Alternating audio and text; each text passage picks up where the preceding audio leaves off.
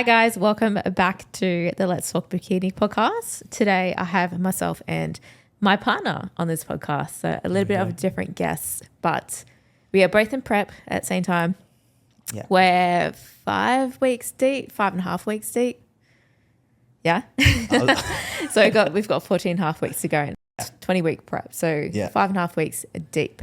So what better time than to talk about prep and the mindset with athletes and kind of a bit of relationships and prep as well, since we're both prepping together at the same time. Yeah, 100%. I know it's been a while since we've actually done anything. Like the last one we did, we sat on a sofa and did a bit of a podcast. So life for us has definitely been interesting over the last, probably since a year since we've done a podcast. So Steph, how you been? Great. What's been going on? So as you guys probably all know, haven't mentioned it on the podcast, but I prepped last year, had to pull the pin out for 5 weeks, unfortunately. It was completely out of my control. But it was the best prep I've ever had. It was flawless. I loved every single second of it. I started off the prep pretty fluffy, so I knew I had a lot of work to do. And I actually ended up, dropping a lot of weight really fast. I had really great conditioning, kept fullness relatively well. Look at me. And was ready. Sorry. And I was pretty much already ready at the 5 week out mark. Yep. So it was a bit devastating that I had to pull out of prep. And since then, a lot of life stuff has gone on. Yeah. I do feel like I'm a bit traumatized from that last prep being pulled it out from underneath me. Prep was perfect, but just the whole having to pull out was a bit traumatizing in itself. So this prep has been a whole new mindset adjustment. So always got a killer mindset, of course, but in the back of my head, just have that little bit of trauma to overcome in terms of finishing this prep and finally getting on stage. So feels like it's been a very long prep, just because I've just been waiting to finally get on stage after over a year and a half. 100%. I definitely think for both, but mostly for you as well, like it's a confidence booster as well. It's kind of to like get past that little bit of trauma, that little bit of a hurdle, isn't it, as well? It's kind of like,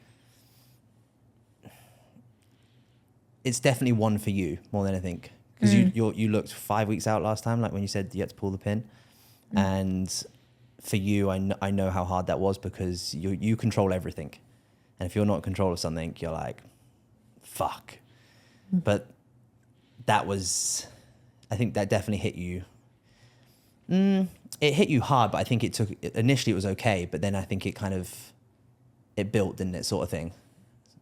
Yeah, well, I think it was more so just like that athlete mindset kind of thing. Once you're locked into something, you're locked in, and you do whatever it takes to get there and bring your best. Like that's what the athlete mindset is all about. So for about 4 weeks before we had to pull the pin, of fighting, wouldn't stop. Yeah. Even when we had to pull the pin, I refused to pull the pin and kept prepping. But that's the only ever time I've had to pull out of a prep was that one.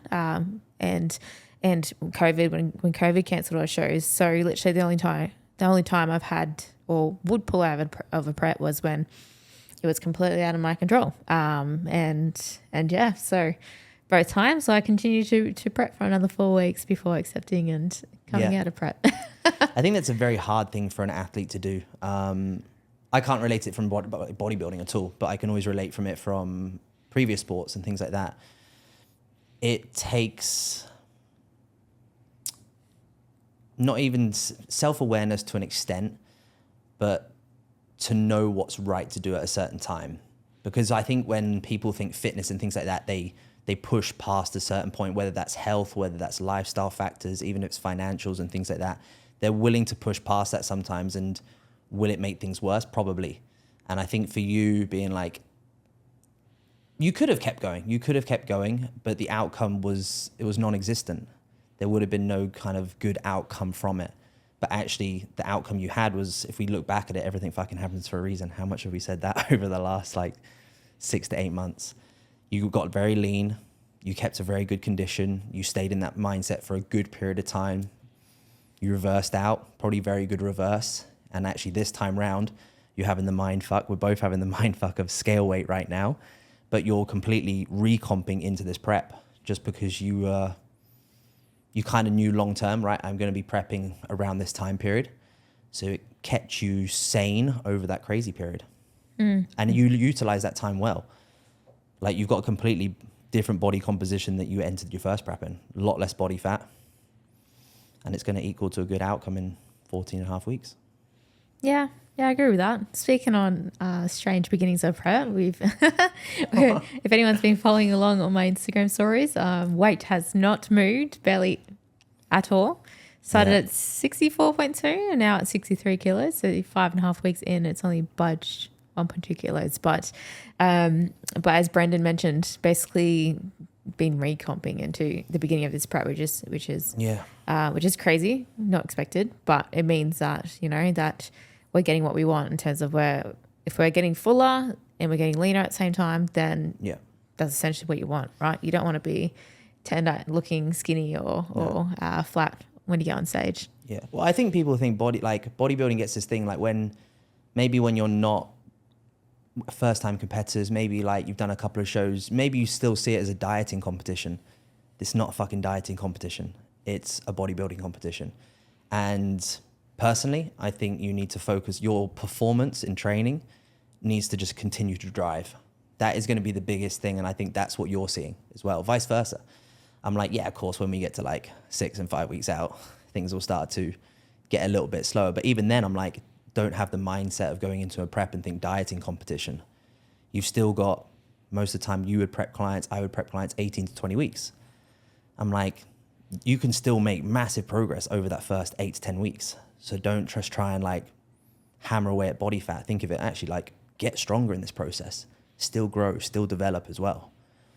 Like no one gives a fuck how many calories you eat and how many cardio sessions you do and how many steps you do. Like judges don't care about that. Yeah, that's absolutely right. And bodybuilding is all about a look. It's not about chasing a number on the scales. It's not about how much weight you lift in the gym. It's not about how much you weigh on stage versus someone else's weighs on stage. Or a big one that people talk about is body fat percentages.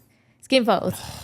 No one cares. Who gives a fuck? No one cares when you're on stage. But it's all about a look, right? And if you understand bodybuilding, you understand that the look that we're looking for is full, round muscle bellies. Conditioning, depending on your criteria as well, is going to depend on what conditioning they're actually looking for. Are they looking for separation through the muscles? Is it slight separation? Is it deep separation? All those parts of the criteria are very, very important. And if you're seeing it as just a shredding competition or a dieting competition, chances are you're not going to fit the criteria and you're probably going to over diet and you're going to be flat and lose the fullness. I think you just have a shit experience. Yeah. Like if you just keep thinking of it like I just need to drop weight, there is a huge difference between weight and fat. Like if I just say, hey, drink 2 liters of water, you haven't gained fat. You're just fucking heavier because of water. Like weight and fat is very different. Like you say, like obviously like for bikini, it's kind of a bit different. Like you don't have a weight criteria. Obviously I do. I'm not gonna have an issue fitting into it, but there is a limit to an extent. But even then it's like, if you're focused on the weight, like sometimes as well, even just like the calories and things like that, like too focused on the shit that really doesn't matter and you're taking away from your training performance and your execution. And in a sense, you shouldn't be doing this if you don't love training, if you don't like this lifestyle, because like this prep actually took us a couple of weeks to be like, are we doing this? Are we doing this prep? Like even to you, it was longer, wasn't it? Like you felt it like 3 or 4 weeks in, like you're like, oh, because my life has not changed. Besides sushi on a Saturday night, that's about it. Yeah. And trust me, when you love this sport and you love the process, your off season and your preps don't look much different. Probably just cardio and some more steps in the hallway when it's in the middle of Dubai summer. That's it. But I am looking forward to the creamy coming in though. When the food gets a bit lower. Well, that's our weekend treat at the moment, having those creamy ice creams. But off season or in prep, that's, our food sources stay pretty much the same.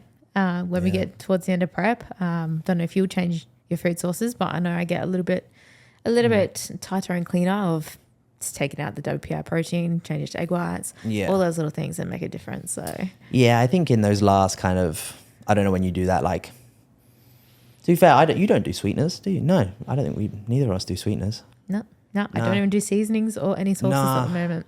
Nah, I do sauces. I do like that Frank's Red and stuff and like mustard. But yeah, even like you say, when I could probably get to like 4 weeks out, like just salt and pepper. Yeah. I think that's just, again, like, you don't have to do that. We're not saying to anyone that you have to do that. Like, don't, especially in a bodybuilding or prep process, like, the more variables the change, the worse you'll look on stage. So like the more things you can keep consistent, like that sometimes keep your sanity. Like for example, I'll always have like almond milk or coconut milk with my coffee in the morning. I don't fucking track it, but it's just consistent. It's literally like splash, done. But it's the things that I enjoy waking up to. And having those those joy, is one sweetener a day really going to fucking make a difference to a look? Probably not, if it looks after your cortisol levels. So it's like, I think that's just the obsessive personality in us being like fucking cold turkey, like let's get rid of all this shit 3 weeks out and just But I'm also just think it's the 1%ers, right? Yeah. All those little 1% things that could make a difference. Yeah, but more so, I find it mentally makes a difference. Like if you know you did all those 1% things and you ticked all those things off, there's no room for doubt and error in your mind, right? So same thing with training execution. You feel like shit, but you go and you get your session done to whatever 100% to whatever you had in you that day. So just because 100%. You might be operating at 40% that day, if you go 40%, then realistically you operate at 100%. Yeah, we're human. We're not going to be perfect, but the more we can, tick the boxes and fill in the 1%ers where we can, then you'll get on stage and you'll know that you brought you. Yeah, I definitely think obviously we're talking at two different ends of the spectrum, right? Because obviously like you're a pro, I'm an amateur, right? So like, and even for me, it's like, it's that realization, I think, why would you compete if you don't want to do very well, right? But when you have to look at pro rankings, you be like, you are a professional. That is the way that you have to treat this. Like, you're a professional athlete, so you need to act like a professional athlete. And maybe not enough pros do. Do you know what I mean? Especially new pros. Like you say, those 1%, are they doing those 1% things? Like you say, are they going to the gym at 99%? That would make a difference on show day. Or vice versa. Like you say, it would make a difference in your head. You're like, I didn't know the way that it looked because I fell short on like 1, 2, 3 areas. Why take that risk? Mm-hmm. Agreed. I do agree with, like, you don't have to be a pro to have the athlete of a mindset. I think like you're quite a clear example. Anyone that doesn't know my partner, he was a professional athlete in his previous sport of kayaking, which how long did you do that for? What ages? Oh, I think I started at 11 and I came off the national team at like 20, 21. Yeah. Okay. So very, very long time. And especially in those teenage years where you can imagine it's just ingrained into you. Yeah. So even though you haven't been bodybuilding as much or as long as I have, you naturally have all those abilities and those key fundamentals that an athlete has and is important to becoming a really great athlete. And I think when I met you, that was one of the biggest things that I noticed. Like, I know I'm a very good athlete in terms of my mindset and ticking the boxes and my intensity and what I do. But I think when I met you was the first time that I met someone that was more like more than me in terms of an athlete aspect. And I was like, I was a bit like, wow. And of course, like, that transfers into other areas of your life as well. And regardless of if you're new to the sport and have, already had those capabilities in a previous sport, or if you're aspiring to be a pro, having the mindset of the athlete and the drive is an inevitable thing. You're going to progress. You're going to do really well to whatever level that you can do, as long as you have that key. If you don't have it, then you're only wasting your own potential. Do you think you can learn it? I think this is do you think you can actually learn intensity, work ethic? I think you can, to an extent.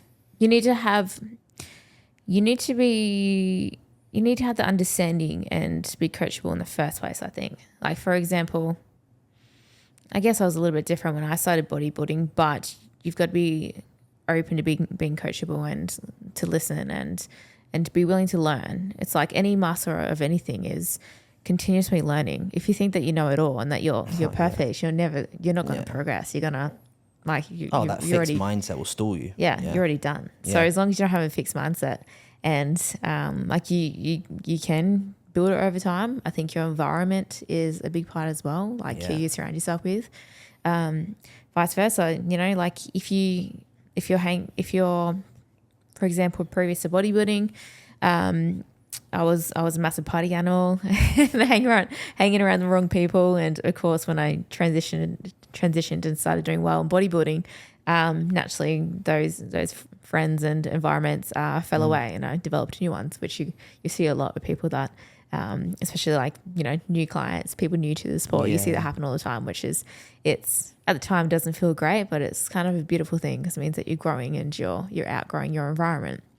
But if you aren't willing to let go of the old you or your old environments, then there's no hope. Yeah. I think it's a funny one, isn't it? Because like, I don't know if you can learn it. It's a weird one. I don't know if you can learn it, like the real grittiness of discipline and like hard work and things like that. I think there is something wrong in your brain sometimes. I think there is some form of obsession. That could be through anything. That could be through a job. That could be someone else's passion, through coding. I don't know. I don't know if every human being has it. I don't know. I agree with that, yeah. I did, like 100%, like you say, like I think environmental causes and I think all these types of things are massive. I definitely think if you have a vision of becoming someone that you're not right now, so if like, I think like deep down, probably even when you were like, when you did your first show, like it seems like the way that you talk about like your first shows, your first couple of shows, you knew that this was going to be a very long time thing. And I think you knew probably deep down that you're like, I will be a pro one day. So like that future you're always thinking about. It might have just been in your subconscious, like you're kind of not aware of it, but it's one of those things that kind of keeps you going. It's the same thing. How much like fucking shit, like of just ups and downs that we had over the last 6 months, 8 months, and we're like, I'm done. I just want to curl up and fucking done. But then you sat here and you're like, we're still going. Do you know what I mean? So I don't know. I don't know. I think it's probably comes from a personality standpoint, to be honest. Upbringing's probably a big one. Yeah, upbringing. I know that when I start something, I'm either like fixated, all in, or I don't give a fuck, literally. So I guess when I started bodybuilding, I knew that. And I don't know, it's probably an autistic thing. Apparently I've got mild autism. I was diagnosed with, which I love. I was like, yeah, okay, that's great. That explains a lot of my personality. But as it is, like when I do something, I do it and I keep going until I perfect it, and I'm a perfectionist, so I'll just keep fine tuning until, till you become perfect, which is never. Kind of like you said, diving back to obviously being like, you say like amateurs acting like pros sort of thing. Like you said, you get, because you see it now, you see these top amateur bikini girls, you see like, and you're like, they're literally like this close. They have what it takes, and sometimes there's just someone a bit better on the day and things like that, but they're literally just one show away. Might be next week, might be next year type of thing. I think this is where we can separate the world a little bit. We see it in Europe, even Australia is a prime example. Like when you see pros, they're very, very good, because obviously the chances of actually getting a pro card are a lot lower in Europe, and then like vice versa, Australia, I don't know anyone else. But then on the US, like there was a stat, wasn't there? Was it like 3/4 of pro cards go out in the US? And like the standard is very different. It is very different. So when you see like top amateurs that turn pro, I'm like, they're ready to go on a pro show tomorrow. They're ready to step on stage the next day. It's like you did your pro show the next day, and you probably lined up with those girls, and you probably looked like you held your own on that stage. Vice versa, if you did it in the US, like you probably get fucked. Like you do notice that with, like, for example, Australian amateur athletes, like when you go over to the amateur Olympia USA, And I clicked onto this quite early on as an amateur, which is the reason why I used to always compete over in the USA as an amateur. But in America, it's saturated and there's so many pro cards that are given out there. So all the other countries, including Australia, are actually really, really strong. And just because it's the USA, everyone thinks, oh, wow, the USA is so hard, like so prestigious, like such a big show to do. Whereas like if as an Australian, if you actually go over there, it's actually easier. It's probably easier than doing a national show in Australia, to be quite honest. And like Australia's got really good athletes. Yeah, they do. Yeah, 100%. Like, I think it's the same as a lot of these countries that have very little pro cards that are given out, because in order to be the best, you've got to fucking get up there, and that's hard work. Again, I don't know, but like I'm talking it again from just relating it from another sport. Like I know how hard it is to get to those third rankings, first rankings, second rankings, and it's years, 100%. So like, that's probably when. I think this is when probably like the whole social media game comes into play, because maybe America somehow has more exposure and things. I don't fucking know, right? But there's a lot more bodybuilding as like US, California, Arnold Schwarzenegger and things like that, right? Back in the day. So maybe if you looked at it from a social media map, maybe the US has more reach on the world. So people just assume, oh, getting your pro card's pretty simple. You're like, yeah, for them, maybe not for them. Do you know what I mean? But for the rest of the world, you do have to be like, I've watched a bunch of shows in Australia now with 3 seasons? Yeah, 3 seasons in Australia. And you see all these girls, you're like, pfft. Vice versa, the guys, and they're fucking good. Like, it's splitting hairs. If you compare 2 pro cards a year compared to what USA had two national shows, 2 weekends in a row, and there was so per division, so 8 high classes per division. First and second place go pro cards. So that's, if you do the math, that's 16 pro cards for one. In just bikini, yeah. In just bikini alone, yeah. So if you, of course, that's only 2 weekends, right? So 2 weekends, 16 times 2 is 32 pro cards in bikini. So but then they probably have shows every weekend besides 2 months of the year. December, January, maybe. Close, yeah. Obviously, it all won't be at that amount of pro cards they're giving out. No, but there'll be one every weekend at other sure. shows. Yeah. Yeah, just puts into kind of, I think, I can't remember who said it. I think it was Cal, pro coach. They gave out the stats on it. So they worked out how many NPC competitors competed in last year or the year before, and then how many pro cards. It was under 1% chance of getting your pro card. In the rest of the world? The whole world. So they worked out all NPC entries or something like that. And then it worked, and from 150,000 or 200,000 competitors, it was 0.8% is the pro card. Yeah, okay. So it's under 1% chance of winning your pro card. Interesting. It puts it into reality, because I think people are like, it's become very fashionable. People do their first couple of shows and they do a shoot and things like that. Vice versa, coaching. I got in shape, now I can coach people. Like, it's really fucking hard. It's really hard. Yeah. And unless you like we said, like, unless this is just, you love it and you're not in a race to do it, then just keep going. I mean, yeah, for sure. Well, you definitely have to love the process and the journey to be able to get to that caliber anyway. Well, we shouldn't even be doing it in the first place if you don't enjoy the process of, competing, dieting, and seeing how your body evolves, and the challenge side of it as well. It's a massive one. You shouldn't love the challenge. Yeah. But I feel like if you're aiming to be a pro card contender, I think this is where it's really important to check yourself. Yeah. In terms of your daily habits, your routines, your mindset, your actions, right? Because when you see people that are bound to turn pro and they're worthy of turning pro, you see them in the gym each day putting in the work. They're consistent. They put in the time to, again, be consistent. Even if they're not aiming to get on stage for a year, 18 months, 2 years, they're putting that consistency and they're growing to get there, right?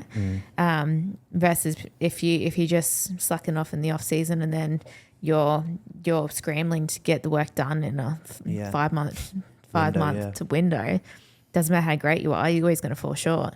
And vice versa. I've seen before firsthand. One of my own clients put in 2 years of the work, did really, really great, and then once you get close to that pro card and you get a nice taste for it, like you've got to know when to go take a little bit of time off and come back.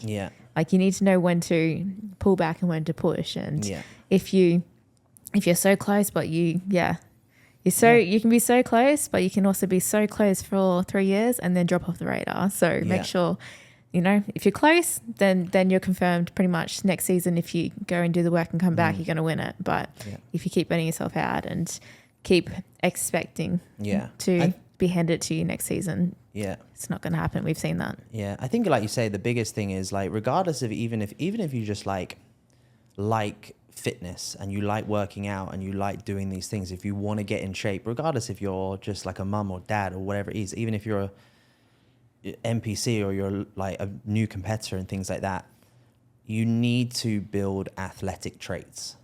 I'm all for that. So like, I know you do this because obviously we see each other do it every day. Teach clients, like become an athlete. How are your time management skills? Like, how do you conduct yourself in the day? How is your organization? When are you most productive in the day? Like, you're only training 5 hours, whatever, a week, right? 5 sessions, maybe you do an hour and a half session. It's not much, but how you conduct yourself in those other 23 hours is what defines you, I think, more than anything. 100%. So show up in the gym and fucking kill it like you should. But those other 23 hours a day, 7 days a week is what makes you. That's the stuff that no one sees. Yep, I agree. And show up to your check-ins. Yeah, that's always a big one. That is always a big one, yeah. But yeah, that's, again, can you teach that? I don't know. Yeah, I suppose. It comes down to personality, right? Yeah, that's it. But you excited this for it? Yeah, I'm excited. I'm a little bit in the back of my head. I've got a little bit of trauma that's holding me back, as you know. So, but, this prep's all about, I just want to feel like myself again and I just want to be a pro. Like I won my pro card 2019 and then since then it's been, I haven't felt myself on stage. I feel like won my pro card 2019. Of course I went into COVID. Also had some other personal life things, but since then I don't feel like I've brought me to the stage. After that I did the Australian Bikini Pro Show and I came fourth, which is pretty solid. But I still didn't feel like I brought myself to that stage either, right? I could see just myself, how I like mentally, I guess, as well, and physically, physically more so, but it wasn't me. And then the next season after that, I went to America. That was rushed again. Borders opened. We got excited, rushed the prep to America. And now it's been 2.5 years since I've been on stage. So I'm just like, you know what? I'm just doing this as fresh as my pro career now. I'm counting it from this season as the beginning of my pro career. And like when I started as an amateur athlete, I didn't have expectations to win back then because I knew the longevity of it. I knew the direction that I was going in, and I knew myself that I would keep showing up and I would keep building myself to get to where I wanted to go. And that's what I'm doing now, is from what I did when I started as the very first amateur to winning my pro card is what I'm doing now in my pro career. I will start where I am, build myself up, and then obviously everyone's goal is to make it to the Olympia, so when that happens it will happen, but in the meantime I want to be me and I want to give me to my preps and give back to the sport. 100%. It's definitely been well, that's pretty much it. Was I met you, oh god, I shouldn't get this wrong on camera, should I? You won 2019, then 2020, so the end of 2021? No, I get confused with the years. It was end of 2021. I moved to Dubai in end of 21. Yes. Yeah. So it's 2022. Is that correct? No, I feel like that's wrong. No, I moved to Dubai in 2020. The end of 2020. Yeah. Yes. Yeah. And okay, then that makes sense. And America was 2021. That's it. And even we've been together 2.5 years, and we've had our ups and downs. You've moved country. There's been ups and downs in between, and it's been 2 years of building a relationship. It's been 2 years of moving abroad. It takes time. So like, again, you've learned so much about yourself. And again, like the older you get, you just feel more content in yourself. And now everything happens for a reason. Now you're just at the perfect time just to fucking send it. And hopefully the Olympia you qualify for is in Vegas. I don't want to go to the Orlando one for my first one. Yes, I agree. Please never take it back to Orlando, guys. They say it's nicer though, don't they? Pardon? They say it's nicer though, don't they? Everyone says it's like a nicer venue for the athletes. The 'Cause it's not venue, small. yes. I've been to the venue myself. That's where one of my pro shows was, at the same venue as the Olympia in Orlando. It's a great venue. It's big. It feels like a proper big. Oh, is it that one? Yeah. Oh, is it? Yeah, the one that you came. Oh, yeah. is it? Yeah. Oh, okay, yeah, it's cool, but it was, yeah. Yeah, like the venue itself Yeah. is great, Massive, but yeah. the Orlando itself, how it's It's a bit fuck all the there, layer isn't it? of actual Orlando Yeah. and around the rest of the surroundings of the convention center isn't great. It's not the same as Olympia in Vegas. Yeah. It's not the same as walking down the street and, Yeah, that's true, yeah. you know, grabbing one of the Bikini Olympians and having a chat with Yeah. them in the street, and then everyone going out to like Cheesecake Factory or whatever. Like it's different. And you know what Orlando feels like. It's very... Yeah, it's just very, it's just, I kind of imagine what Vegas feels like. So I'm like, it can't compare. Or vice versa, just bring the Olympia to Dubai and let Dubai blow it up. Yeah, that'd be cool. Well, even if we could just get a female category in the Dubai Pro, that'd be awesome. Bikini, please. That'd be good to watch next weekend. That'd be a good little spark for this prep. Yeah. That'd be good fun. But yeah, it's definitely been, it's been a roller coaster. It has. Again, even now prepping together, you're like, it feels actually quite easy prepping together now because we've done our get to know you shit part of the relationship, right? Yeah. We've broken up in both of our previous preps. Yeah. When I say previous preps, I was in prep, I broke up with him. And then his prep was next, and then again, did I break up with you? I think so. Yeah. But it's just, again, it's like, it's funny, isn't it? Every relationship that does well goes through that. Yeah, you go through the shit They in the go beginning. through the shit. Yeah, that's it. And you come out and you be like, oh, actually, this person's amazing. I want them part of my life. And even now, it's like we know how we react and vice versa. We're actually both I'm a pretty anxious person. You're actually sometimes pretty anxious at times as well. And it's kind of like we know each other. We know how, like, there's always going to be your relationship at the end of the day. You're always going to bump heads at some stage. But it's just knowing, like, we have that deep part of the relationship now. And that's, like, again, I know that people struggle with that. People struggle with that when they go on a fitness journey. Like, it's very hard for people around them to understand. Big one. Yeah, and it is, again, like it was for us. Exactly, prime example. We don't know how people react in like dieting phases. We don't know how, again, me being assisted, taking X amount of hormones. What is that extra androgen load doing to someone, right?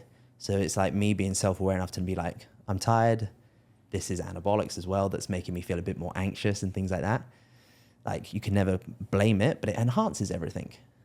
So it's like you're very aware of those things. And then vice versa, like, I love you and I adore you. So I'm like making sure that I'm doing my best never to take it out on you or how I feel on those days. But it's hard. It is hard. But You are making you sound like you're a crazy person, but you're very far from that. Yeah. Like, anyone can sit here and try and like be like, oh, I'm a good human being. And like, we both have our moments. Everyone has their moments. And I'm not going to sit here and be like, I'm the perfect human being ever.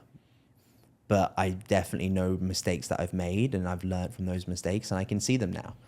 And now I can react to them and I can respond to them differently and things like that. And again, you're just like, you're 2 years older, man. I ain't got time for shit. Like, I haven't got the energy. I'm like, that's it. Yeah. But I guess in any relationship, but in particular in a comp prep, because of course, like comp preps, it's a 24/7 job, right? Yeah. And it's so important that you have a partner that supports you, start off with, like makes it easier if they understand the whole entire process. But like, you know, support's a big one. Yeah. I don't think people sit down though. I don't think people sit down. Like, if your partner isn't into bodybuilding, maybe they can support you. There's like, they're your world, right? They're your fucking rock. They got you. I still don't think enough people sit down and explain how things look. But then do enough coaches tell them this is how the process looks as well. So like, if you have a first-time competitor or a first-time person that just wants to get in shape, and they talk about, right, you've actually got to track your calories, you've got to kind of do all this sort of thing, you have to be organized with your meals. Does that person then go away and sit and talk to their partner and explain this process? I'd say 90% of the time, no. Yep. I agree. Communication, right? Yep. Yeah, for sure. Yeah, who knows, right? Like it's, especially if it's your first time, and if you've been with someone for years, they might not expect it themselves if it's their first time doing it. But most of the time people don't communicate. But also, like relationships take sacrifice, right? Like it's never 50-50. No, never. And you don't need to do the exact same thing. You have the exact same interests, but you need to understand and support each other why that they're doing it. But I think we obviously communicate very, very well. I think we had to. We didn't, right? We didn't at the start, and that's why things didn't work. And then you're like, well, actually, just like, what's the big deal? Just tell them how you feel. If people don't like that, they can leave. You don't have to be a dick about it. But like, you can be polite and be like, this is how I feel. This is, and things like that. It's not personal. It's just how you feel. It's how the individual feels.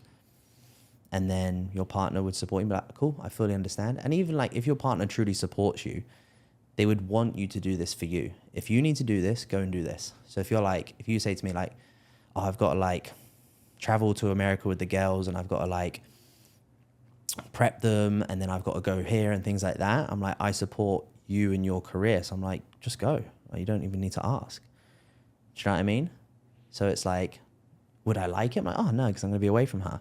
But I'm like, if you support them, you'll let them go do what they need to do for their own life and their own development. Yeah. I agree with that. I agree with that for sure. I'm just trying to think back to, previous relationships that I've, not myself, but I mean like, clients, friends that have been in the industry and, like it is a hard sport. It really is, especially if your significant other is very social or, of course that doesn't really help in prep. Like you end up becoming a bit of a hermit at the end stages. But again, it probably comes down to if they understand it and if they've experienced it, it makes a big difference. Yeah. Even if your partner does something different, even if it's not fitness, if you're like, especially as coaches, when you run your own business, it isn't like a 24/7 job. We do our best to 7:30, we switch off, we're done. But there is still sometimes messages. There is like things need to be done when you want to achieve something that's not normal. You do have to make extra sacrifices in life. So like if your partner wants to start a business, like be prepared that they're going to have to work late nights and early mornings to get what they need to get done. It can come in many different fields, right? It's the same. It's like fitness is obviously just one of those ones that I think people have a relationship with food and they see it as like food's massive. Like that's the reason why we've celebrated it for millions of years, right? Food's a big cultural thing and things like that. So it's like people want to celebrate with food and things like that. So it's a social thing. So kind of when you take that away, it's like, oh, it's like going out for coffee. You get everyone to go out for coffee because it's a social thing. So like kind of taking that aspect away is quite a lot. It's a big lifestyle factor, right? Like you say, when people are social bunnies and they want to go out for dinner on a Friday night, have a couple of drinks. Yeah, I agree. Hence why I've been struggling to think of date night events. It's pretty lame. We're pretty bad. Yeah, prep suitable. Yeah. But that's the thing as well. Like even like us, we were like, okay, we need to make an effort now. So like, right, okay, even like we're going Protein House this weekend, right? We'll go on Saturday night. We can catch a movie or something like that.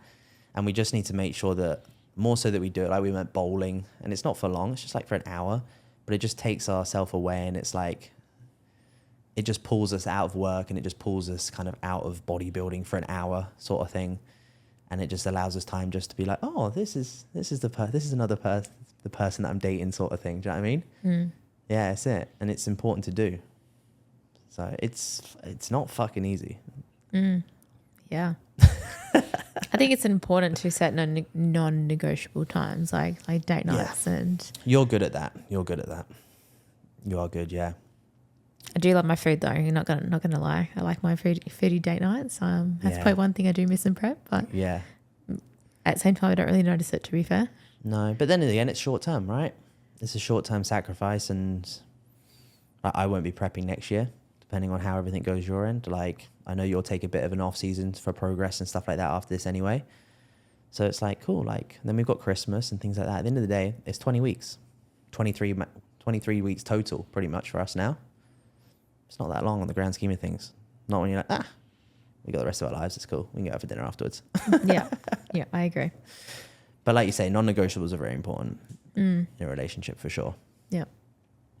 Yeah. What do you think relationship wise? Why do you think we work so well? And because there's like this lot of like what's the word for it? That the dating culture these days. It's very it's like very you're flippy. Like it's in with the out with the in with the new. Whatever. Do you know what I mean? Like you date someone for a couple of weeks and you move on to the next person. Yeah. Or you date someone for like 6 months and they're done. I think everyone thinks grass is always greener is a big one. I think people definitely, they try and find the fucking perfect human being. And like, it's all like, I think it's quite good that some of this content's out there and stuff like that. It's pretty brutal. But there's like this one, if you ask women, they're like, I want a guy that's 6 foot. I want a guy that has this income. He does this and does that. And they worked out that guy is like 2% of the world. Meanwhile, these females are probably just like, don't even have a job. Yeah, just showing their bum hole on OnlyFans or something. Took that right out of my mouth. But but I totally agree with you, right? Like as females, we've got a big list. And think back to when I was single, I was quite stubborn and didn't want to get into a relationship either. And I was like, I want this, and this. But I think there's like a core kind of values and core kind of a core checklist in a way, right? And that's your non-negotiables in a person. You always say morals, don't you? Yeah, morals and values. I think morals and values are probably the biggest one. Like I think we align very well on morals and values, which is why we work so well. And we're kind of yin and yang, right? Like you're a little bit of more of a chilled and under control. I can be a bit steamy. Yeah, I think it is very yin. I don't think you can, I don't know, maybe you can, but I don't think you can be with someone that's very much the same as you. I think you'll just bang heads too much. I think you do have to be very opposite sort of thing. In order, I guess, opposites attract, right? But I think it is just having, I think when someone brings to the table the values that you truly want, then all it is externally is that you're looking for the short-term gratification. So as a male, you're like, she's prettier or whatever. That's pretty much it. She's more attractive. That's about it for a guy. But yeah, it's a typical thing. And then as a male, they always want that next fix. They always want that next endorphin rush, or they want that next attention and things like that.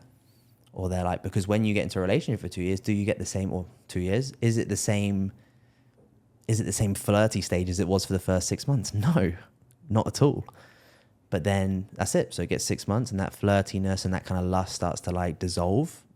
People move on and they're not getting what they want. But then when do ever people sit down and be like the third date being like, this is how I receive love? What, like, do you know what I mean? Like no one does that. Yeah, that's fair. That's fair. Well, I think you do need to continuously put in that effort, right? Like I feel like, for example, our relationship, it's gotten stronger over time. I wouldn't say that, the flirtiness and stuff has dropped off. If anything, it's probably gone more. Yeah, probably. Yeah. More inappropriate. So I think it's because we put in effort, but we also share mutual respect and mutual values and core values and stuff. I think that makes sense. Whereas like both of us aren't the type of people to like, we understand what we both bring to the table and we're not looking for that next fix. And I don't know, like we have this mutual respect and the same morals. And I think upbringing wise, we're probably very similar, very similar with that as well. Yeah. I lost my train of thought. We've got 10 minutes left apparently. Cool. No, I think once you, like you say, I think for me, there's certain checklists, of course. But I think also again, from day one, like I felt love from you. I think that's a very, very big thing. Like as a male, I don't think we need much to an extent. I think obviously there's certain things like I want obviously the right love. I know that I get the right support and things like that. And you are independent as well. It's not like I have to carry you. and things like that. And again, that's one of the reasons I remember like the first time we sat and fucking stayed up till fucking 4 a.m. just chatting shit one night, right? And we just talked about business and life and training and things like that. And when someone has that, my thing's the drive in you as well, right? When someone's very driven, that's a very attractive personality trait. When do you ever talk to someone and be like, I just want to work this job for 50 years and just earn? It's not a very attractive trait, is it? But if someone's like, I'm going to want to fucking climb Everest and I want to do that, you're like, yeah, that's fucking cool, isn't it? Like that is more attractive. And vice versa, I think fitness is as well. I think when you look after your body and you kind of look after what you eat, that's an attractive trait. Because then your partner stays healthy, they stay sexy and things like that. So I think it can come in many forms. Yeah. I think we are quite similar in that mindset though. Like obviously I packed up and moved to Dubai, so did you. Yeah. So you have, it's a you have similar, that it's a mutual kind of running away from something. I wouldn't say running away from something. No, you just COVID. No, you just that was pretty much it. Yeah, that's the only reason we ended up there. But no, you're just kind of chasing. I know for both of us that we get in our own head because we're always kind of chasing this vision, and this vision keeps growing. So you're like, we're going to continuously chase it until we fucking have to be buried. Yeah. There won't be a retirement, and that is it, like, right? So you just bring like-minded individuals together that bring different, like I said, like people, I think people want perfect. Like the idea is that you find someone that's 70, 80% of what you want. And that's the morals. That's everything you'd love for deep down in a person, right? And the other 20, 30%, you build it together. Yeah, I agree. Or the other, everyone's going to have flaws, but you've got to decide what's a non-negotiable flaw or what's a non-negotiable trait. Yeah. And then the other trait, like negotiable ones could be a few things that like you're, you're okay with or you can work on together kind of thing. Yeah. But yeah, there's definitely a difference between like having non-negotiable traits versus negotiable ones. You can't, you'll paint, a lot of females are very good at painting this pitch perfect person, but... Oh, so are guys. Yeah, don't worry about it. Yeah, true. Guys say everything you want to hear. True.